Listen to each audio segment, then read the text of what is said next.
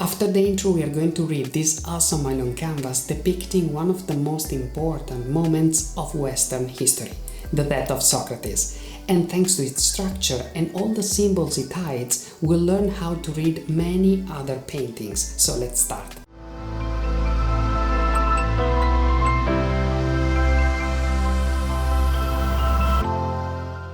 Hi everyone and welcome back to Exploring Art with Alessandro.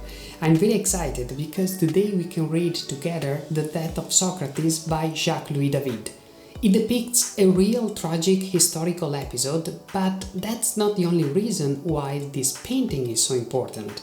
There is more, and it's hidden in all the symbols David painted, and we are going to discover them as I like to do, analyzing the painting in each part to make them perfectly clear and visible.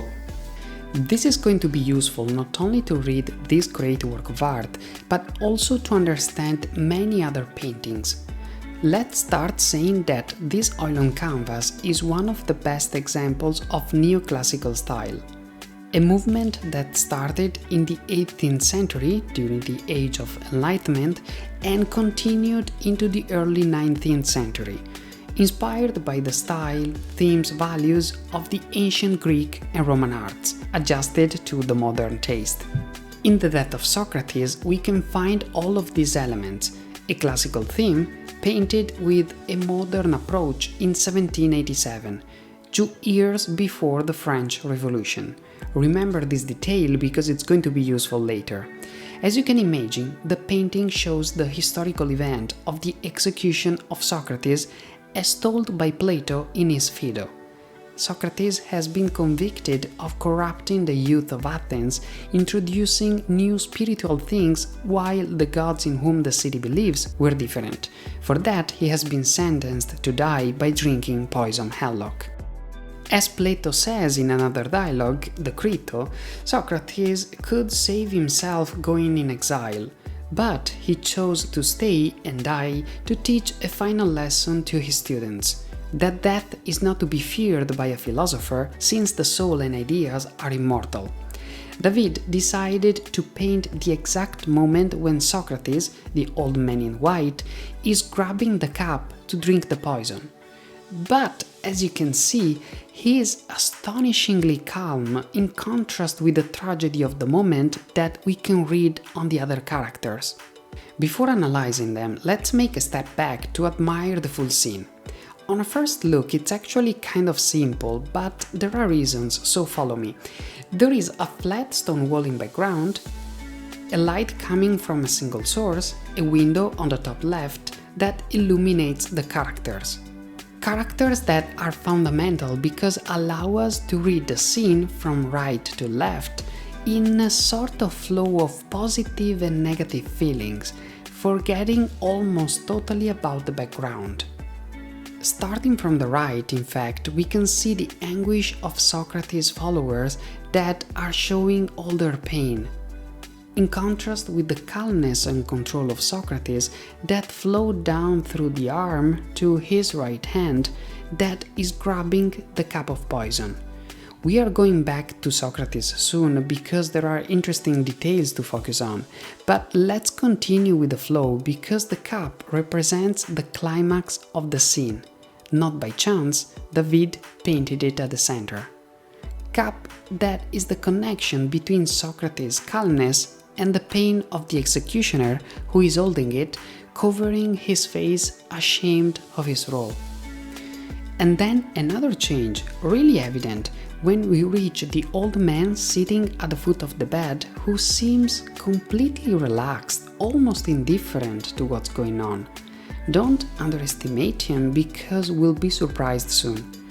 David didn't put any name, but we can identify the characters thanks to the historical information about Socrates' actual death. In the background is Socrates' wife, Xantippe, who is leaving the jail in agony, waving a last sweet goodbye to her husband. The man who is grabbing Socrates' leg is Crito, his oldest and most faithful student. And on the bench on which Crito is sitting, David signed the work of art like he wanted to manifest his connection to the man who was going to lose his master and a life guide. If we are sure about Xanthippus and Crito's presence, it's important to say that the Death of Socrates contains many historical inaccuracies, even if David knew the original facts described by Plato. For example, he decreased the number of people present at the event from 15 to 12. Not only, he depicted Socrates younger than his actual age at the moment of his death. Socrates, in fact, was 70, but look at his face and in particular his body. They are both of a younger man. However, the most significant change is probably the addition of the quiet old man at the foot of the bed. Well, this is Plato, the man who made Socrates famous, publishing over 30 dialogues in which the philosopher discussed with his followers about many subjects, including body and soul, religion, science, human nature, love. Not only, Plato left a lot of documentation about Socrates, but he was a famous philosopher himself and also one of the closest Socrates students. So the two were really connected, and without Plato we wouldn't know so much about Socrates. But probably now you're wondering how it's possible that Plato was his student, considering that David painted him way older than his master. That's another liberty the painter took. Not only, that day Plato was not even present at the event. So why did David add him in the scene? Like I said before, what we know about Socrates is thanks to Plato, and David added him as a sort of tribute. In fact, in the scene, Plato is not active at all. He is the only figure who is completely disengaged from the event, and he seems actually sleeping and dreaming.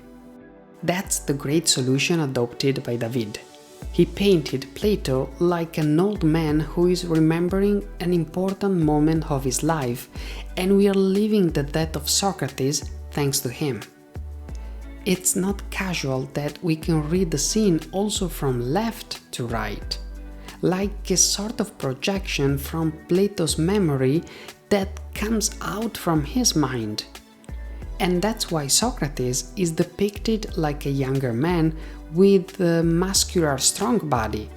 He is an idealized Socrates with a body that better represents his spirit. The spirit of a curious, super self-confident, proud man who is giving his last lesson about life to his followers. And that's perfectly visible on his face and on his body language. He's sitting relaxed while his left hand is in the same exact pose he has in Raffaello's School of Athens. Not by chance, in both he is in the center of the scene, a clear reference to his role and impact on philosophy. And if we look at the painting like a memory, other things start to make more sense.